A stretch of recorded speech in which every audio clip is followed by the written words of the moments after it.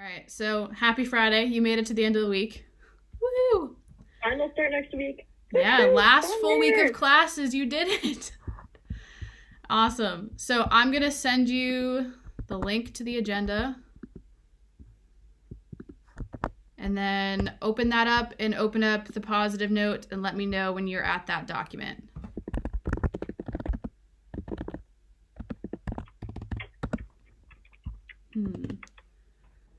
Haha, 2 weeks till summer. Less than 2 weeks, really. Because our last day of school is a Thursday. It's like 9 days.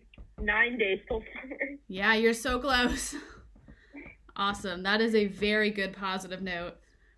And if you go back to the agenda, warm up for today, I put in a picture. So this is the U.S. women's soccer team against, I believe that's Spain that they're playing against. So how could we describe this picture using act words? Do you want to brainstorm a few words first and then we'll put them into sentences?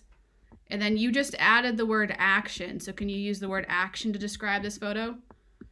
Usually when you go to soccer games, there's a lot of action involved, like running. So act is the root word that we're reviewing from the beginning of the year. What does the root word act mean? And I have that question posted down in our vocabulary section. Doing, I guess. To do or to move. Awesome. So that's our root word. And then underneath here, I have a few prefixes. Some of them are from last class. Some of them are going to be what you'll see today. Again.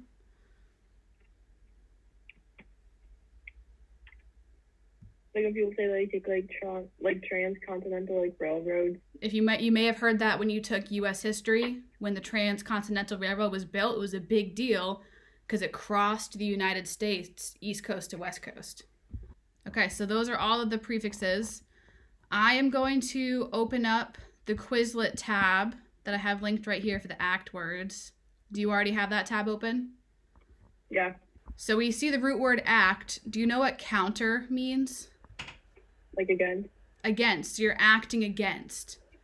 So the official definition here, to do or act against something. In the picture here is an analogy of two people wrestling. Number 8 is interact. What do you think that means? When you interact with someone, you talk to them? Yeah, conversation between two people. So to do or talk with others.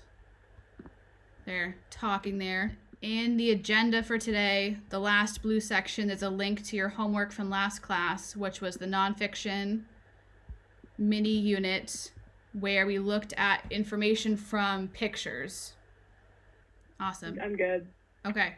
So photo number 1, infographic number 1, can you tell me what you learned from that infographic? That hydroponics is better for the environment. And it uses less water, and you get 2 times the amount of crops, and they grow faster. They grow faster. What was one fact from this infographic that you learned that you didn't know before? That you can plant 4 times the amount of crops in the same space as your traditional soil farming. Yeah, that's a lot of crops. That's crazy. I also really didn't know they didn't use pesticides either.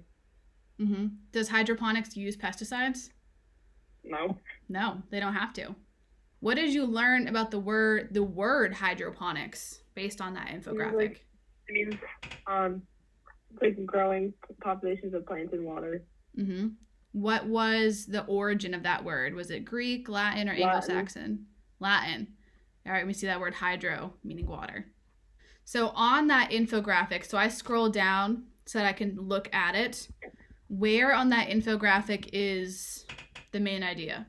So I guess the main idea would be the basic hydroponic parts. Exactly. That's our title. That's our overall main idea.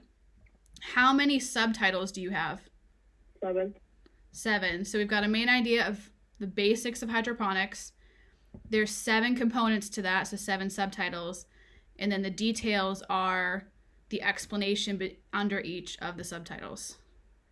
Okay, I'm going to scroll down to the third infographic, our last one.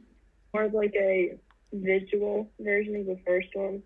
I like that you said that this infographic is basically the same as our first one. Information-wise. Yeah, it's literally the same facts, but they're presented in 2 different ways. Which one is your preference in terms of learning? The first one or the third one? The third one's more of like a visual version. So that's why I love looking at infographics when I'm studying something that's nonfiction as a starting place, because I'm a visual learner, and so I love to look at these diagrams first before I dive into a deep worded article. That's kind of it for our nonfiction unit. We looked at how you grow food in space through an article, then videos, and then our graphics for hydroponics. What was the coolest thing you learned about in this whole little mini unit? So you can grow 4 times as much as before. Yeah, that's definitely a pro to hydroponics. Also, you lose less water. I thought you just like lose a ton of water because you're just in water. That's a good point. There is no independent work for the weekend, so have a lovely Friday. Have a great weekend. You too.